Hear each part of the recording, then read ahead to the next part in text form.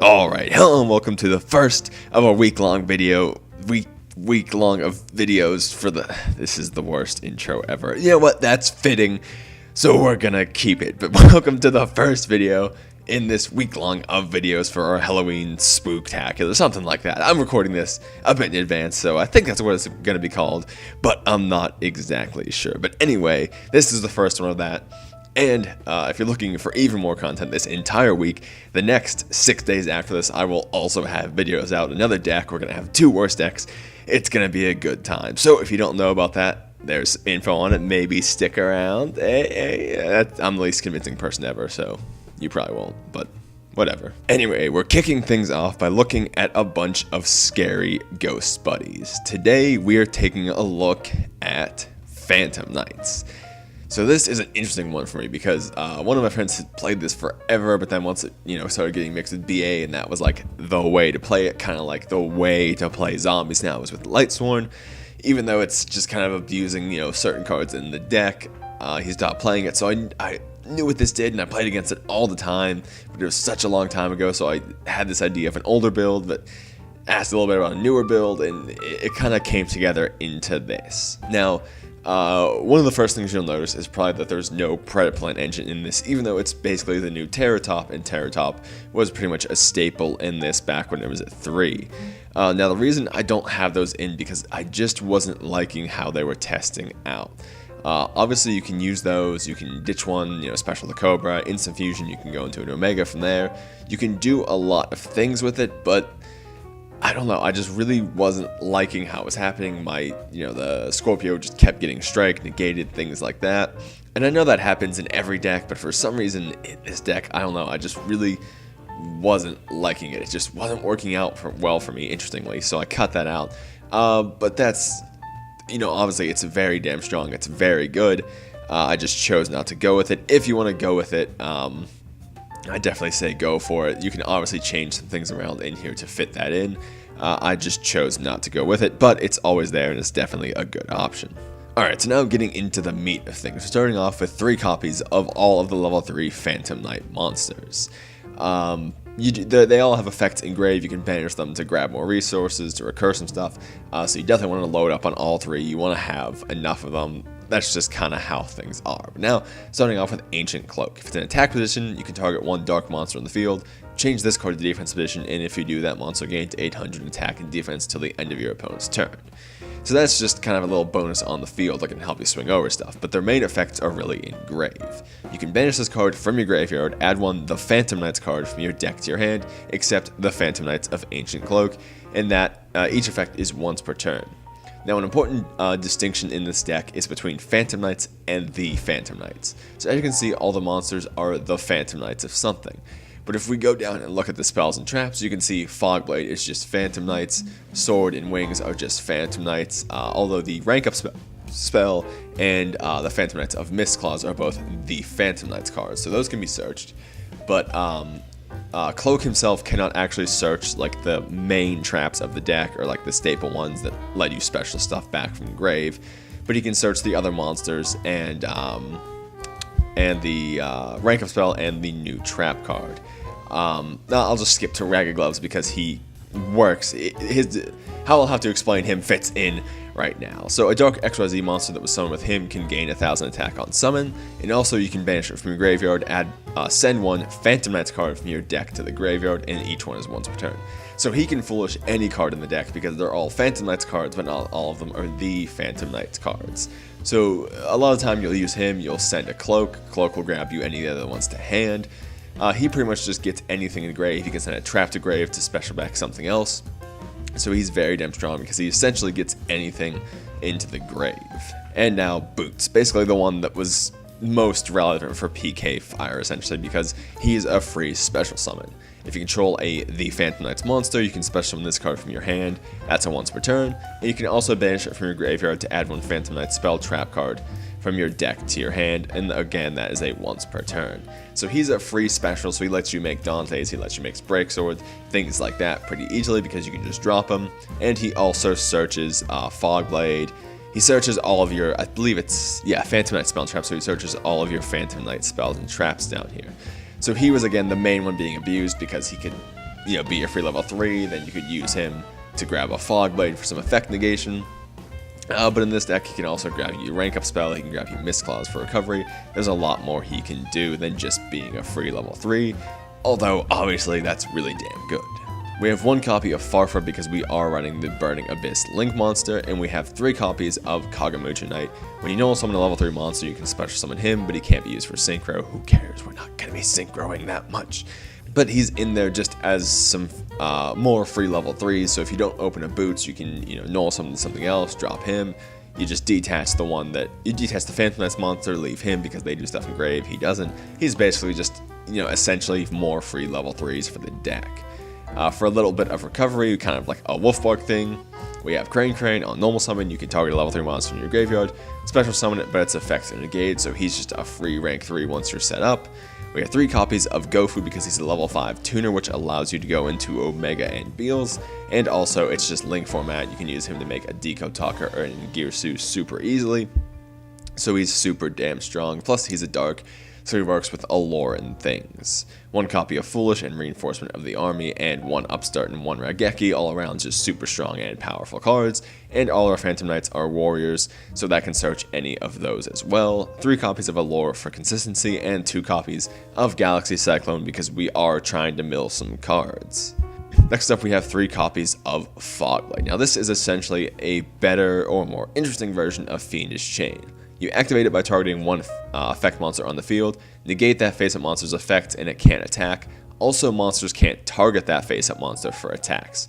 When this card leaves the field, when it leaves the field, destroy this card. And you can also banish it from your graveyard to target 1 Phantom Knights monster in your graveyard and special summon it, but banish it when it leaves the field, although that doesn't matter if you're overlaying with them, but does now have relevance now that you have to link first. So all of the Phantom Knights traps, and not the Phantom Knights traps, actually have the effect where you can banish them to the special one from Grave, which obviously adds a very a very good level of recovery to the deck.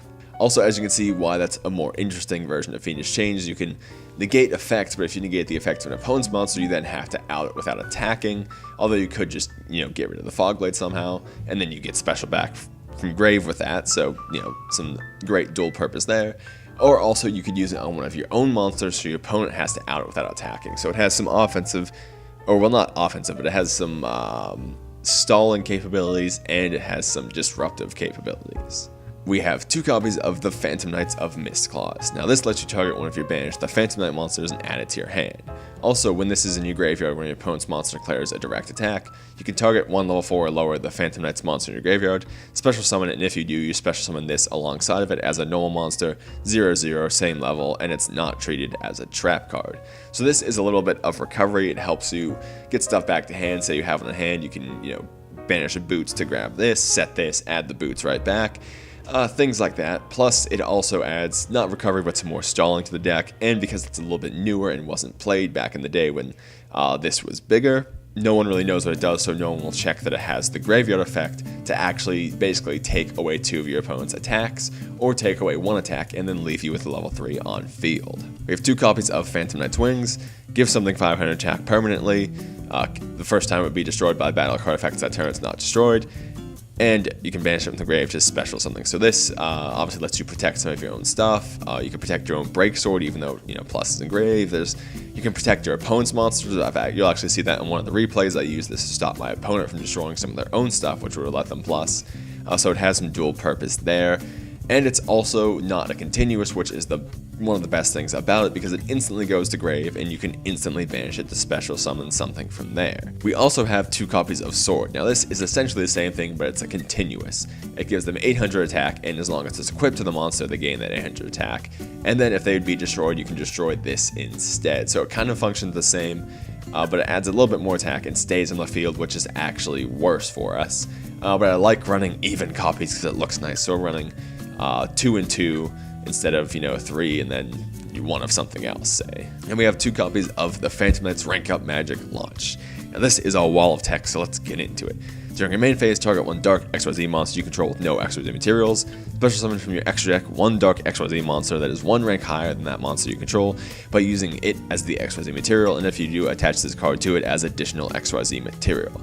So the main play with that first effect is you'll go into a Break Sword. The Break Sword will pop itself in something else, special back 2 Phantom Knights. You'll overlay those 2 Phantom Knights as level 4s into a Dark Rebellion, steal half the attack or something, so you have something with no XYZ materials, and then rank up that Dark Rebellion into a Dark Requiem, which has effect negation and can make attack 0. So it gets you into a very strong card, lets you have the attack. You get to pop something, you get to have the attack of something, and then you get a Dark Requiem on top of all of that. So this card is pretty damn strong. Also, during your main phase, you can banish this card from your graveyard, then target one Dark XYZ monster you control, attach one of the Phantom Knights monster from your hand to that monster as an XYZ material. So say you have a Break Sword engraved, you can special that back using a Fog Blade or a Wings or a Sword, then use this to attach one from your hand to that to pop something. Say if your opponent's life points are game and you just have to out one thing and swing for game. It has some utility with things like that as well. And to round things off, because we're milling, we also have 2 copies of Lost Wind. Getting into the extra deck, we'll start with the XYZs here because they're more standard. We have one Dante. Obviously, we're trying to mill. Most of our stuff plus is engraved, so it's good to get stuff engraved. So we have the Dante. He's basically our lead-off play. 2 copies of Break Sword. You can pop something on the field and something on your side of the field, something on your opponent's side of the field. If he's destroyed, you could special 2 Phantom Knights monsters from your graveyard, but increase their levels by 1. Although he does lock you down to special summoning only dark monsters for the rest of the turn. 1 copy of Levier, because Levier is very insane in this deck.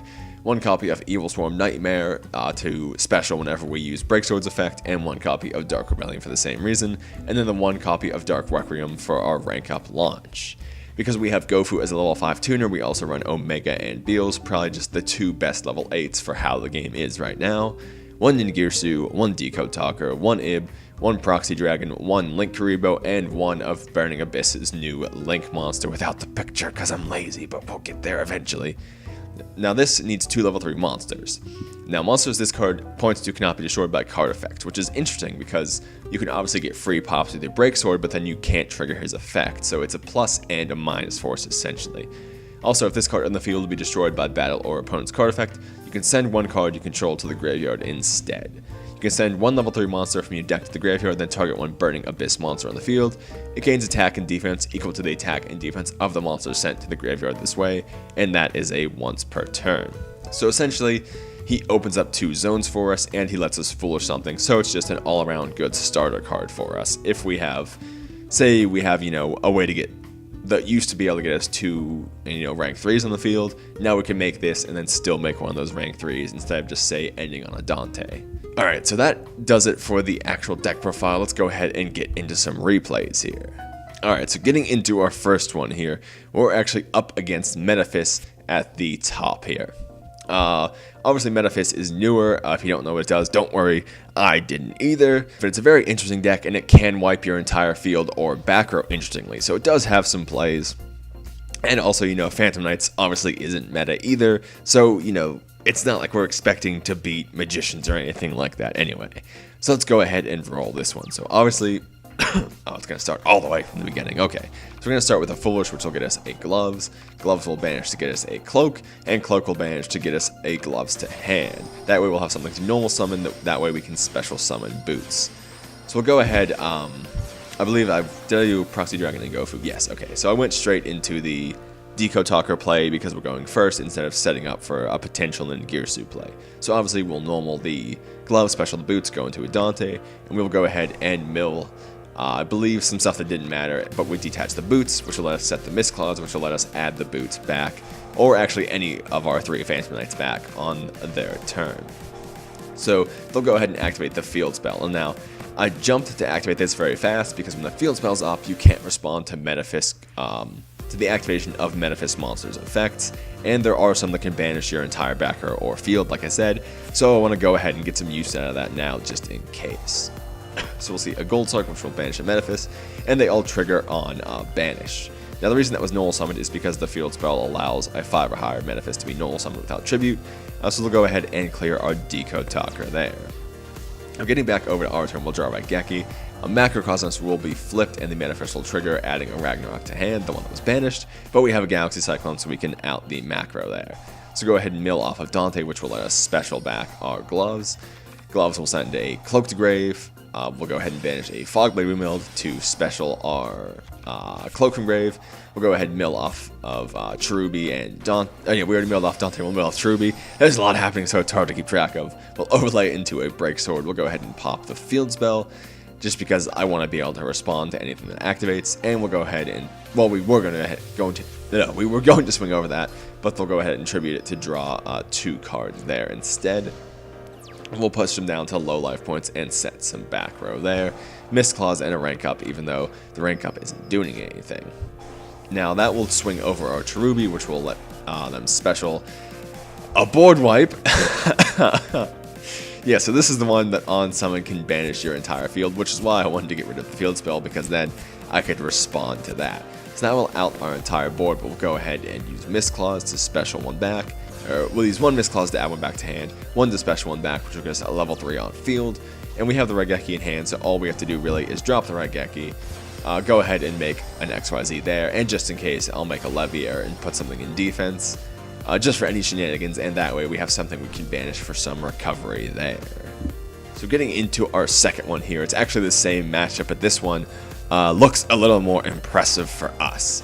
So we'll go ahead and set up with not the greatest of openings, but they will special 1 more on their turn here, which will actually, yeah, so that'll, it's more sizable than it originally looked, but obviously it's not the greatest of openings, and it doesn't have any interruption or anything. So we set up for the Ningirsu play, and then we're going to go ahead and make a Dante. We're going to mill. We milled some traps. That will allow us to special 1 back to make a second rank 3. So we can make a Break Sword. We'll go ahead and pop the trap card there, because we actually want them to have 2 monsters on field, because we had a Boots and a Cloak under that. So if the Break Sword pops itself, we can special back for the Dark Rebellion, steal half the attack of something, banish Boots to add the rank up magic, and then we can go into Dark Requiem for there. So if you have a Break Sword with a Boots underneath of it, you can always go into Dark Requiem essentially, as long as you have another Phantom Knights monster in grave. So that is a very strong play there. So we're going to go ahead and do that here. I explained it all before, so I really don't have anything to say now. But oh no, actually we'll use Boots to add a Fogblade and Cloak to add a rank up. So Cloak can also complete that play as well. Actually all of them can, because then Gloves could get Cloak into grave. So pretty much anything will always guarantee you that. And we'll go ahead and push for an OTK there. Alright, and getting into our final replay here. This one actually has a different outcome than you'd expect, but it shows off some good aspects of the deck and just an overall all-around good match, so I'm going to go ahead and show it off anyway. So we're going second against Odd Eyes up here. He's going to go ahead and set up the Arc Pendulum, which anytime an Odd Eyes is destroyed will let him special 1 from deck. So that combos very nicely with Sky Iris. He can just keep specialing stuff from deck, and he has a lot of... Odd Eyes seems to have a lot of mild recovery, kind of in the same way Phantom Knights do. They're not, overwhelming you every turn, but they're doing enough every turn. So it ended up being a very good match.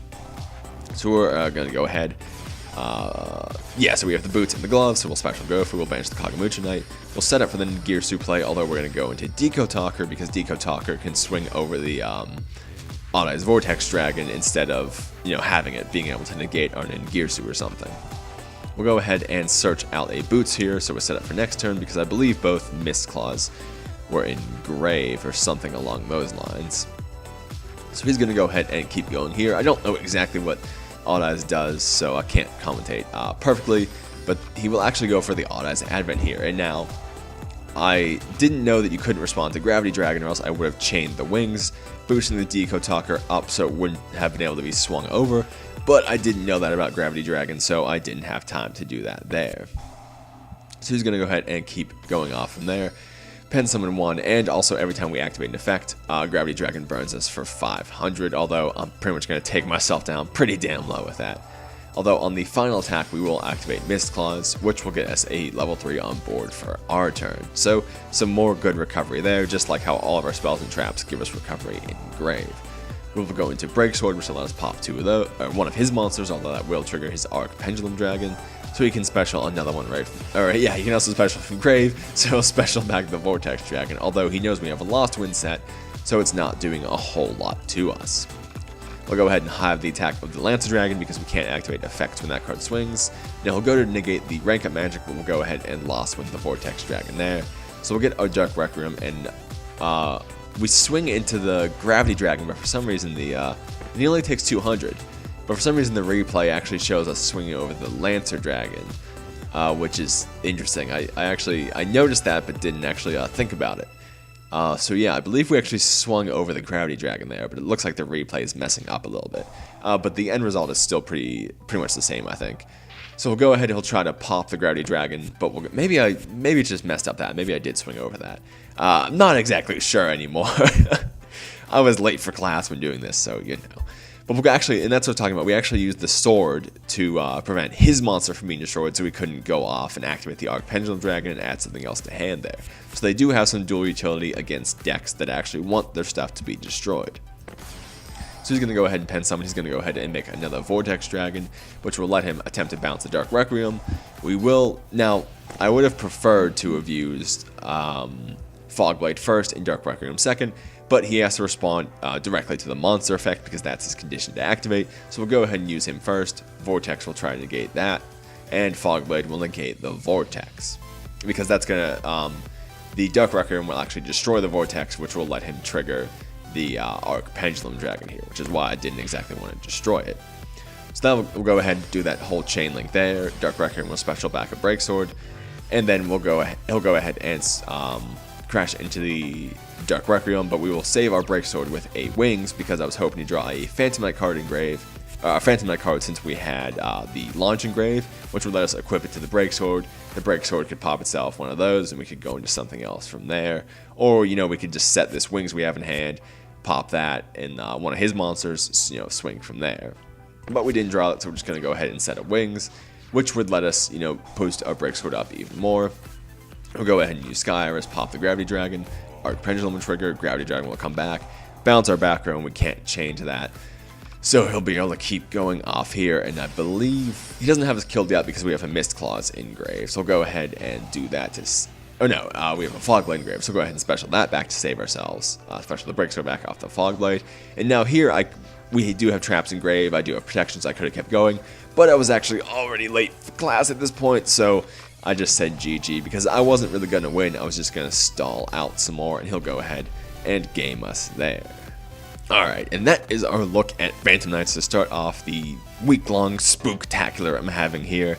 Again, if you're looking for some more stuff, I'm going to have 6 more videos after this, all vaguely Halloween themed, how like these are some spooky ghost buddies. We'll have some other stuff like that. We're going to have some Halloween themed worst decks of all time. And it's just going to be an all-around good time. So if you don't want to miss that stuff, subscribe. General YouTuber stuff to say.